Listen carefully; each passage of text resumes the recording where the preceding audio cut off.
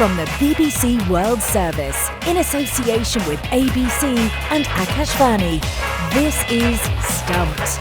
Hello, I'm Nikesh Ragani and welcome to Stumped. I'm joined by the ABC's Clint Wheeldon, who's in Perth, and Charu Sharma joins me for Rajasthan for Akashvani. With the second Ashes Test being a pink ball test match at the Gabba in Brisbane, we thought it would give us a good opportunity to discuss day-night tests and what makes them different. Clint, we know Australia are the kings of pink ball tests with an outstanding record, winning 13 of the 14 they've played. They've played more than anyone else as well. You will have watched many of these tests. What do you make of them? Personally, I like them. I know that they're different, and I absolutely understand why the hardcore traditionalists can't stand them, but I do think they add something to the calendar. I agree completely. Prime time test cricket in this nation is a huge boost if you're trying to build your stocks when it comes to getting broadcasters to pay the sort of money that you want to prop up the game. They add hundreds of thousands of viewers because of the time slot they give you. And they also, I think, add a significant boost to the crowd figures outside of the Ashes and outside of when India tours. And I think we need to be aware that without crowds and without people watching, then test cricket really does have a real challenge on its hand. I know that there's challenges, particularly as night hits. The ball does swing in the twilight. We see a number of wickets fall in that middle session. And there's even an argument that they could have their own statistics. But I think we need to make sure if test cricket is to be the prime form of the game, and if people are only turning up or watching in big numbers for that triumvirate of England, India and Australia, when the other nations come to town or they come down under, I think it's a good way to make sure that people keep watching. And again, broadcasters keep paying, which is only a good thing for the game. Yeah, I mean, it is part and parcel of the Aussie home calendar nowadays, isn't it? Every season you see a pink ball test match being played, good crowds in as well. They were initially introduced to bring more spectators in, as we've talked about. Do you notice a difference in the ground for these games? Are the spectators different, say, to a red ball test match where you might not maybe get kids coming after school or people coming after a hard day at work? I absolutely think that's the case. And they've shared them around. Mostly they've been in Adelaide. There've been a couple at the Gabba. There's been one here in Perth as well. But certainly, again, I'll make this point, outside of the Ashes and when India tours, more people do come down. You see them roll in after work. Now, the Melbourne and the Sydney tests are played during holidays, so they don't have the challenges that the rest of the nation faces here. So you do see more families come down after work. You saw that happen in Perth when you could see dads who had obviously spent the day at work arrive with their children. You see the vast numbers of people in Adelaide who come down from the city. They walk across the bridge, across the Torrens and make their way into Adelaide Oval for maybe a session and a half of cricket. You can see the number of office workers around the place. So I think you do get different people in who wouldn't normally be able to attend. And I certainly do think you see a lot more kids there as well. I know that isn't the case in Melbourne and Sydney, which people always like to say. People forget that they're on around Christmas, around New Year. The rest of the nation doesn't have that advantage of school holidays and time off. Absolutely. And Charu, for India, they did arrive a little bit late to the party. It wasn't until Sourav Ganguly was elected president of the BCCI in 2019 that they played their first pink ball test against Bangladesh at Eden Gardens. They won that one by an innings and 46 runs. Virat Kohli was skipper. He scored 136 as well. India overall have played 5. They've won 3 of them. Is there an appetite for India to play more day-night test cricket with that pink ball? But I do think, and this is my personal opinion, that the Indians are not particularly fond of playing pink ball test matches at all, particularly away, say, in Australia, where the ball seems to favour seamers a lot more than the regular red ball. So that's a bit tough for most Indians. Also at home, it's not the best way forward for India in terms of weather. Now, a lot of test match cricket is played during the Indian winter, and that can get pretty sharp in most places. So one, of course, there's the regular dew factor, which is a big concern for the bowlers particularly. And, of course, the ball does move a lot more appreciably for the bowlers than otherwise. And secondly, there's some kind of a haze that settles down in most of North India, if not the other parts of India as well. So visibility becomes a bit of an issue as well. So the only positive aspect is to bring people to the game later in the day, in the evening. But even there, in the winters, I think they'd rather stay home. So I'm afraid for pink ball, there isn't much going for Indian cricket in terms of test matches, but there's a reluctantly they move forward with it. And also, when we talk about spectators or more spectators being attracted to the pink ball game, because of the fact that it moves a lot more, I think pink ball tests have been ending on an average in 3.5 days. So I wonder if that's helping as well overall. But from the Indian perspective, no, I don't think there's an extreme fondness for that aspect of the game, the pink ball, that is. Well, let's get more on what makes playing in day-night tests and facing the pink ball such a challenge. I've been speaking to Aaron Briggs, who works as a data consultant for the ECB and completed a PhD on the aerodynamics of cricket ball swing at Cambridge University in 2022. Aaron told me what makes a pink ball so different to the red and white balls. So the pink ball in general is kind of a cross between the two of them. So there's a few factors at play with the pink ball in itself, some of it in the manufacture process, and then some of it of when it's used and the context around day-night cricket, as it were. So in general, just to kind of dive a little bit into the manufacturing processes, from what I understand from the research I've done, essentially to create a different coloured cricket ball, you have this kind of off-white natural leather colour, and then the ball is either sort of dyed, bleached and painted depending on the colours that you want. So a red ball in general, it has got a level of red dye in it, and then it's greased and lacquered to give you the kind of cricket ball that we all are really familiar with. Whereas the white ball is more heavily bleached and then kind of painted rather than dyed, and it's less greasy, more lacquered to keep that hardness and the visibility on the ball. So that kind of leads to a couple of different playing characteristics. And then the pink ball is kind of somewhere in the middle between the two of them. So I know a lot of players talk about the extra lacquer that's on the ball again to kind of help it be visible.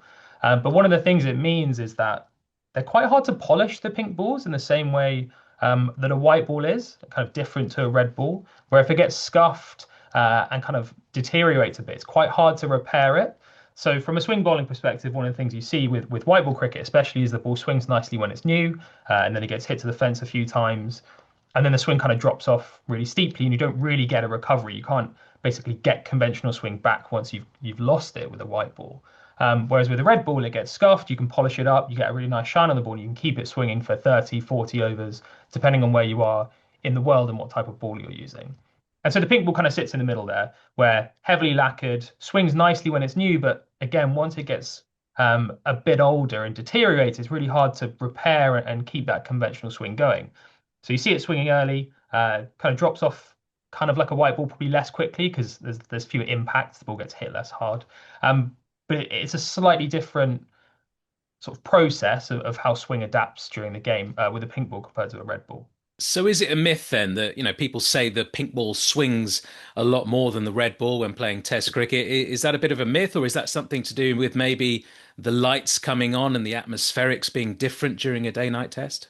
Yeah, so there's a whole load of factors that lead into why a ball does or doesn't swing. So just taking a step back, the way I kind of like to approach the problem is you kind of have three things that are going to affect whether a given ball swings or not. You have everything that the bowler's in control of, so how fast they release the ball, how they present the seam, the rotation, any seam wobble, things like that. You have the ball itself. Is it new? Is it old? Is it shiny? The make and manufacturer of the ball. And then you have kind of the atmospheric conditions, which I specifically mean kind of the block of air that the ball is traveling through. That's the only thing that can really affect the ball. And so, again, when you think about a pink ball game, we're mainly interested in that middle part. How is the ball different? How does that change things? And so when you look at the numbers, obviously ball tracking data is available. CricViz post it publicly. I get some through the work I do through the ECB. You can see that there isn't actually any more swing necessarily. The ball doesn't swing further when it's brand new as a pink ball, but you do often see people attempting to swing the ball a little bit more because they kind of think a pink ball test, this is a chance to get some movement out before the swing kind of dies off. So you don't see any new ball swing that's any much greater than you do with a red ball. But as you say, kind of the other factor is the day-night component. And I think that's the other thing that really leads into kind of the mystery around a pink ball, is that you've just got a completely different set of conditions in a day-night game, specifically visibility and light. So this is something I've kind of looked into. There's been some really good research papers out on what makes a pink ball trickier to play. You see batting averages drop in general, especially against seam bowling. I think that's fairly widely covered. But one of the biggest issues is the visibility. And so players will talk about this a lot, picking the ball out of the hand, even in the field as well. And there's kind of the best explanation I've seen for it is that essentially in the daytime when you're playing against a pink ball, you're tracking an object that's darker than the surroundings. Your sky is really bright, you've got lots of daylight around. And then in the nighttime, you're tracking an object that's lighter than your surroundings, kind of the same idea that a white ball at night is lighter and a red ball in the day is darker. But in the middle, in that kind of twilight zone, twilight area, you cross over between the two of them. So you have to get to a point where the ball is roughly the same color and the same hue as the surroundings. And that just makes it really hard to pick up. And so your reaction time increases. And any time the ball does anything, every time the ball does swing or seam, your reaction time is just much greater. So it's harder to react to when the ball does move. So I think it's kind of rather than the ball necessarily doing more, it's just that when it does something, it's more effective, especially in that zone that people have highlighted as being really hard to see kind of at a dusk time. You've touched on visibility there, which is another issue that a lot of batters talk about. You've talked about it as well. I've read some of the stuff that you've said regarding that. Stuart Broad has come out recently and said that although he may not have been a top order batter, he found it really difficult, not just in the twilight period, but just throughout an innings. Why is that? Is it just simply the colour of the ball, or could it be the colour of the seam, which is, of course, different on a pink ball, isn't it? Well, an interesting paper I was just reading the last couple of days was looking as well that there's several different backgrounds that you kind of have to pick the ball up against. You always have the sight screen when it's released. I think they use white sight screens throughout the entirety of a pink ball game. I'm not certain on that, but I'm pretty sure they don't switch between it being white and black. But actually, the color of the pitch is another thing as well. So again, if you have a white ball and a red ball creating quite stark contrast with the pitch, a pink ball might kind of be in the middle. So as the ball comes down from the bowler's hand, you have to track it against the background and then against the pitch as you're judging length. And I think it is just a color perception more than anything else. I've never faced very, very high speed fast bowling. I don't know the ability to pick up the seam. That is something that I know originally there was a white seam on the pink ball, the kind of first few times they trialed it, and the batters absolutely hated that. So I know that the black seam, I think, it provides that stronger contrast. But I do think it's the color and the different backgrounds that you're trying to judge it against, and that difference in color is the real thing that makes it a proper challenge. And as I said, so when there is any movement, we definitely see that playing a bigger role than, for example, a red ball in a similar conditions.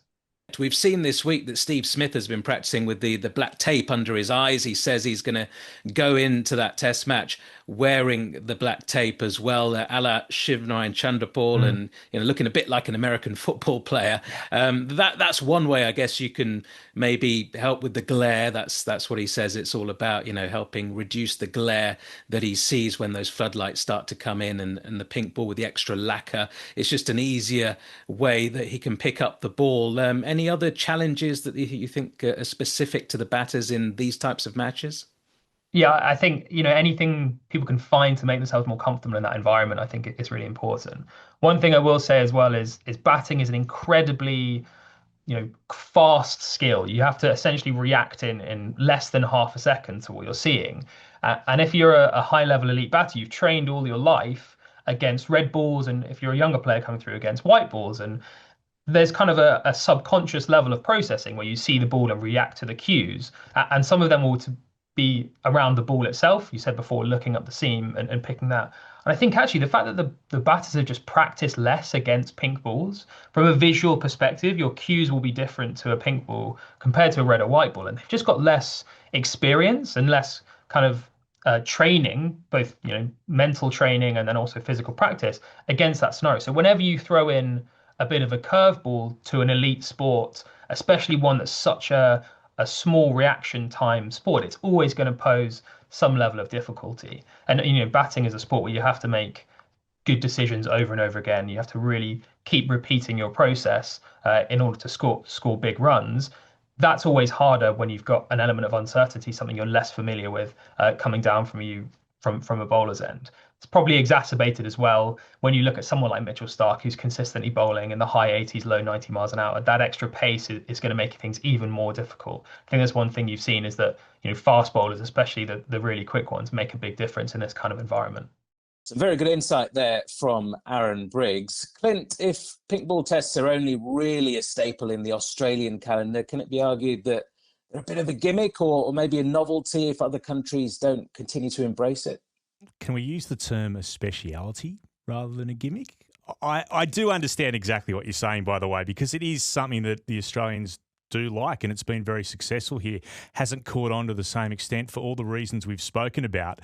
And of course, it's not just Australia are invincible. Many of us were delighted with the way the West Indies are able to win at the Gabba in a pink ball test. But I'd encourage other nations to at least attempt to try to embrace them, to see if you can build a bigger audience for a test match. These are events. We've got the Boxing Day test that is an event. Wherever the pink ball test is becomes an event as well, be it up at the Gabba here in the West, or of course they've had such success in Adelaide. So it makes it a genuine event, to make it a carnival of cricket, if you like. I think it's a terrific way to get more people in to some of the, and I mean this with the greatest respect, some of the other nations that aren't India who bring enormous crowds, that aren't England who bring their enormous crowds with them. But it gets real enthusiasm for when New Zealand are here, for when Pakistan are here, for example, when the West Indies are here, to go and be a part of a pink ball test that isn't the same, as much as we would like it to be, but just simply isn't the same when it's your regulation day test match. Well, they did say the white ball under lights was a bit of a gimmick, didn't they, in the 1970s and 80s, and look how that turned out. So watch this space. That's all we've got time for on this week's Stumped. Many thanks to Clint Wheeldon, Charu Sharma, and to all of you for listening. We'll speak to you again next week. Goodbye.